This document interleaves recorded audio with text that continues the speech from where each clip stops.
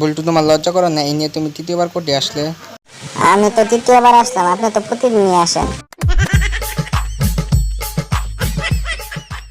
তোমার মা বাবাকে গুলি করে মেরে ফেলেছো, এটা স্বীকার করার পর তোমার কিছু বলার আছে?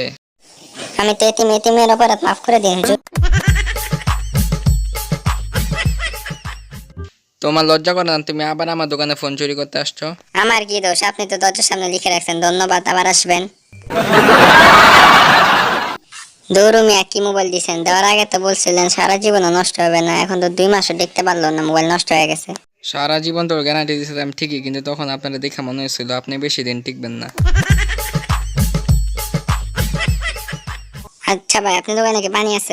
হ্যাঁ ভাই, পানি আছে। তাহলে সাবান আছে? হ্যাঁ ভাই, সাবানও আছে। তাহলে সাবান ও পানি দিয়ে ভালোভাবে হাত দিয়ে 5 টাকার মুড়ি দেন তো।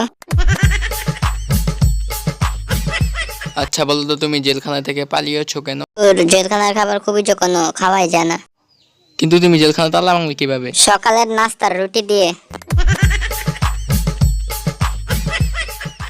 সমস্ত তথ্য ও প্রমাণের ভিত্তিতে মিস্টার বল্টুকে ছেড়ে দেওয়া হলো। মিস্টার বল্টু, আপনার কি কিছু বলার আছে?